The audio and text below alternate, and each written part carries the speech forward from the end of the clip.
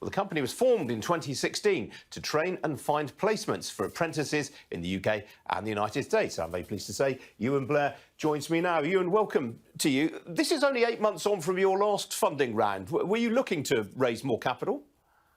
We weren't looking to raise more capital, but there was a huge amount of interest in what we were doing.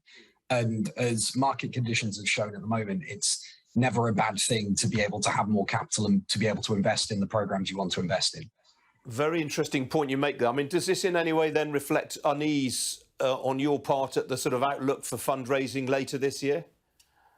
No, I think, look, it's very clear that the fundraising outlook is not necessarily smooth. I think the thing that's been important for us is if you look at priorities for businesses, and I speak to a lot of CEOs and leaders of businesses, diversity and digital transformation are two of the biggest things they focus on.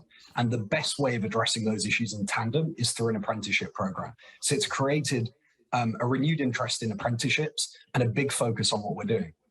And how are you going to be putting this capital to work?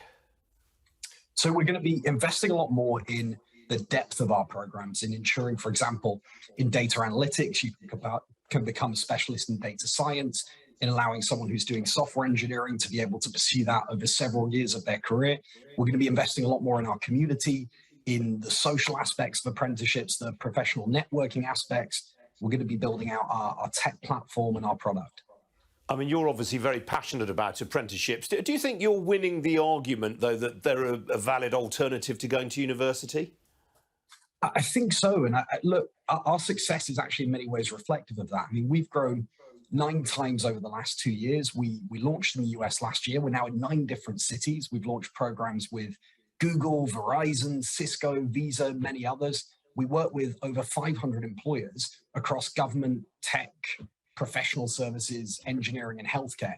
And that is as much as anything an endorsement of the fact that more and more companies are seeing apprenticeships as not just the best way to hire and attract diverse talent, but actually to develop their people as they need to shift rapidly to focusing on digital data and tech as high growth skills areas.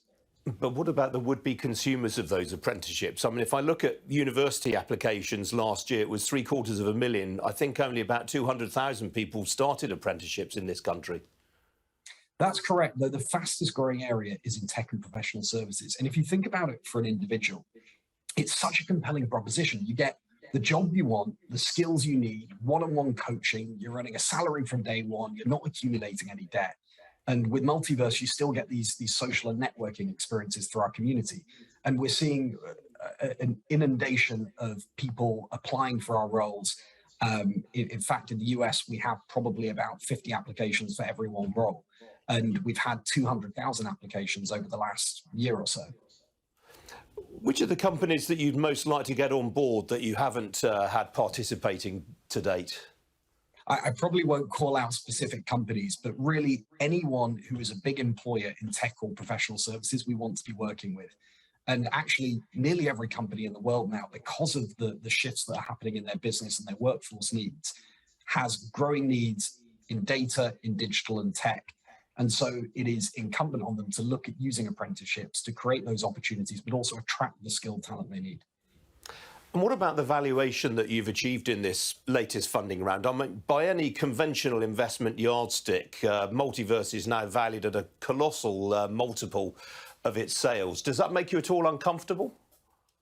No, it doesn't. As I said, I think, if anything, it's the endorsement of the fact that people look at the world at the moment and realize that a one-size-fits-all model around university or college is completely insufficient and actually really unfair. And we've all got to make sure that the best jobs of the next decade don't simply go to all the same people as the best jobs of the last decade. Otherwise, we're building up big social problems. We're going to impact on productivity even more. And we're not going to end up with a fair or equal society. So it doesn't benefit employers, it doesn't benefit individuals, it doesn't benefit society more widely. And people have seen in what we're doing at Multiverse a chance to make this a centerpiece of that new movement around building an alternative to university through apprenticeships. Who do you think you're competing with? Is there much of a competitive landscape out there? There are lots of other organizations delivering apprenticeships, many on a much smaller scale. I think I often look at our biggest competition as traditional colleges and universities, because for a long time, they've been able to act as the gatekeepers of a lot of the best jobs in the labour market with very little pushback or challenge, despite the fact there's no real correlation between academics and job performance. So I think for us, it's often about showing actually how this route can be an even better way to help people transition fairly from full-time education into full-time employment, and then crucially continue to develop them, because people are going to be in the workforce now for at least 50 years. Everyone's going to have to train and retrain multiple times.